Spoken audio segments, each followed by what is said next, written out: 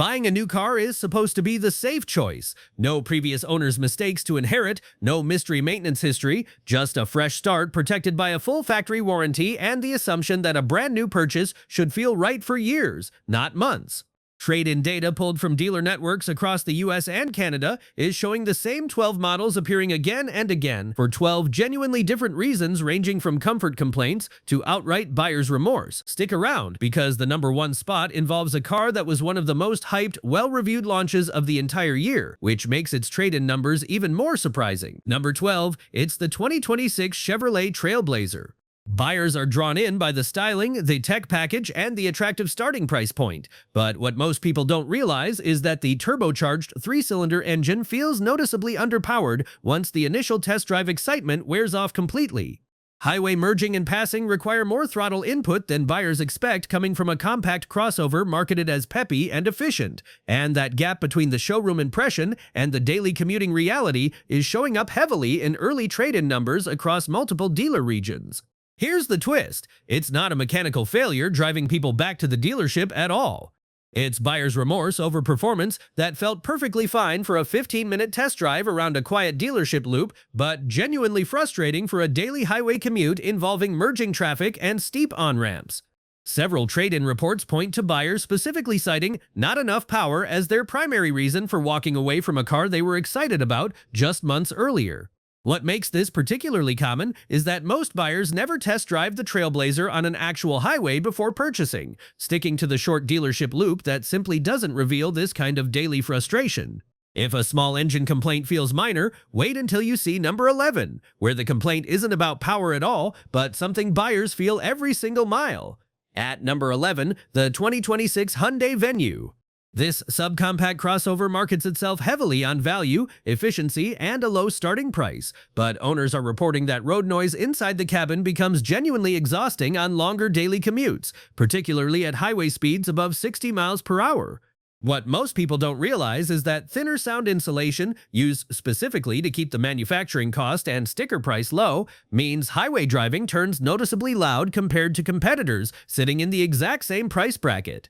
This wouldn't matter much for occasional weekend errands or short trips around town, but for buyers using the Venue as a daily commuter car covering 30 or 40 miles each way, that constant noise fatigue is showing up as a leading complaint buried in trade-in paperwork submitted at dealerships. It's a comfort issue, not a safety issue, but comfort issues compound daily in ways performance issues on a spec sheet simply don't for the average commuter.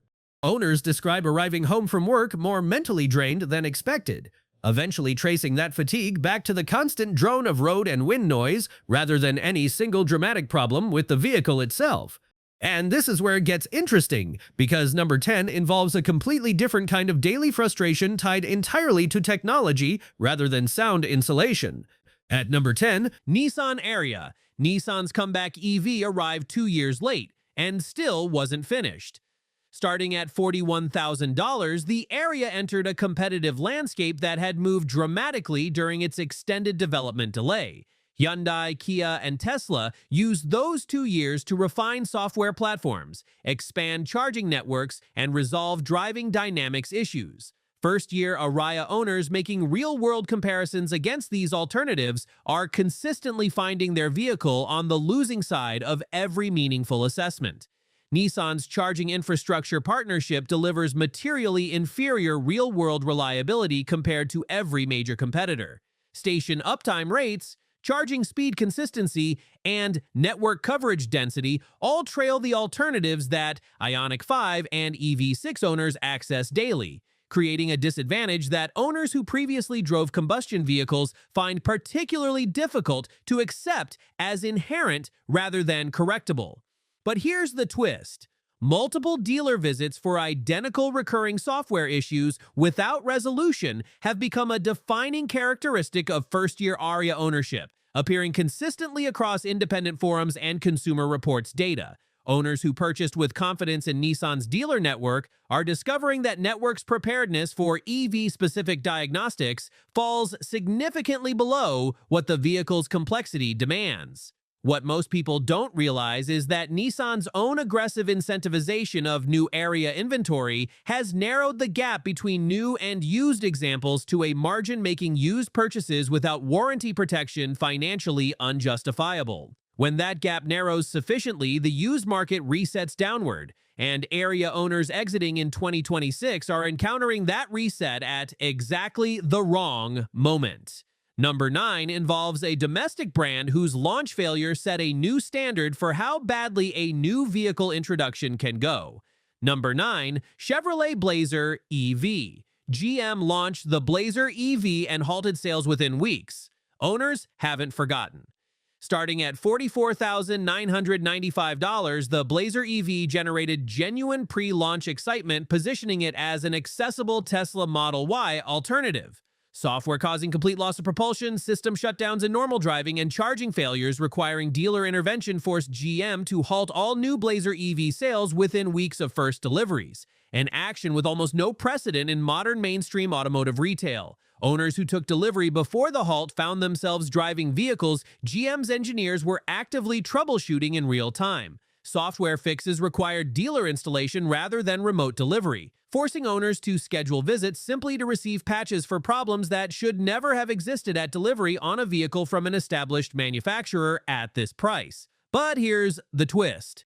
The relaunch with revised software in mid-2024 didn't restore confidence among buyers whose first months were defined by fundamental reliability failures extensively documented across every major automotive outlet.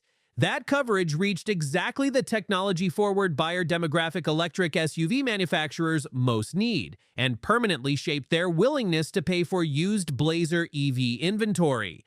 What most people don't realize is that GM's aggressive incentivization of new 2026 Blazer EV inventory has established transaction prices, making 2-year-old used examples without warranty protection look financially unjustifiable. When new competes with used at near equivalent prices, owners motivated to exit find the market's appetite for their vehicles at fair prices extremely limited. Number 8 involves a luxury nameplate whose abandonment story is written in 6-figure financial losses. Number 8, Mercedes-Benz EQS SUV. Paying $120,000 for a car you regret driving is a very specific kind of painful. Starting at $104,400, the EQS SUV generates abandonment decisions that are financially catastrophic in absolute dollar terms. The Hyperscreen's removal of physical controls for fundamental functions generated owner criticism severe enough that Mercedes issued corrective software, a manufacturer acknowledgement that the original interface prioritized visual marketing over daily usability. For buyers paying 6 figures expecting the most refined ownership experience in the electric SUV segment, discovering their vehicle's most distinctive feature, required post-purchase manufacturer correction is a trust-eroding experience that shapes every subsequent ownership interaction. Real-world range of approximately 270 miles against an EPA-rated 305, expanding to a 30% shortfall in northern winter conditions, creates planning disruptions that $120,000 buyers find genuinely unacceptable compared to what premium pricing should deliver. But here's the twist. EQS SUV owners attempting early exit are discovering trade-in valuations representing 40 to 52% of original purchase price. Abandoning a $115,000 vehicle generates realized losses of $55,000 to $65,000. That financial destruction is the most severe absolute dollar loss on this list, and yet a meaningful number of owners are accepting it rather than continuing ownership. What most people don't realize is that Mercedes' own aggressive pricing on new EQS SUV inventory directly suppressed used values by establishing lower anchors that the market immediately reprices all comparable used examples against. Manufacturers discounting new inventory to stimulate demand simultaneously destroy existing owners' resale values. And EQS SUV early adopters are experiencing that dynamic with particular severity. Number 7 is the most instructive abandonment story on this entire list. Number 7, Jeep Compass. The Jeep Compass keeps failing owners, and Stellantis keeps ignoring the evidence. Stop completely, because the Jeep Compass represents the most instructive abandonment story on this list. Every other vehicle here is being abandoned for new technology failures or EV-specific challenges. The Compass is being abandoned for conventional, documented, preventable reliability failures that Stellantis has been provided extensive evidence about across multiple model years and has demonstrably failed to resolve with the urgency those failures demand. Starting at $27,000, the Compass competes against the Honda CR-V, Toyota RAV4, and Mazda CX-5, vehicles whose reliability records it cannot approach by any independent measurement. J.D. Power's 2025 initial quality study ranked Jeep among the industry's lowest performers for the fourth consecutive year. The Compass contributed more negative data points than any other single Stellantis model, confirming systematic product quality failures rather than isolated manufacturing variants. This completely changes everything when you understand what first-year owners are reporting consistently. Interior rattles and trim separation within 6 months on vehicles approaching $35,000. The 9-speed automatic hunting between gears in urban traffic. A Gonzeno de Diers, a known calibration issue that multiple software updates have insufficiently addressed across consecutive model years. But here's the twist. The Jeep badge commands brand loyalty, keeping Compass transaction prices higher than vehicles from competitors with demonstrably superior reliability. Buyers are paying a heritage premium for a below-average ownership experience. And when that realization arrives around the third dealer visit, the decision to absorb a trade-in loss and exit becomes emotionally necessary rather than merely logical. What most people don't realize is that Stellantis possesses the warranty claim frequency data, the J.D. Power survey results, and the NHTSA complaint filing volume to understand precisely where the Compass is failing its buyers. The persistence of specific documented failure modes across multiple model years without comprehensive resolution represents a product management prioritization that current owners are paying the price for through first-year abandonment decisions that data shows are accelerating. Number 5 involves a vehicle whose revolutionary ambition and operational reality diverged in ways that passionate early adopters are still processing emotionally and financially. Number 5, Rivian R1S. The most anticipated electric SUV of the decade is humbling its most passionate owners. Starting at $75,900, the Rivian R1S generated waiting lists measured in years and deposit queues numbering hundreds of thousands. The gap between that enthusiasm and first-year ownership reality has produced abandonment decisions that are emotionally complex, because owners who loved what the R1S represented are walking away from vehicles whose execution failed to honor the promise that generated their commitment. The R1S is genuinely exceptional in specific conditions.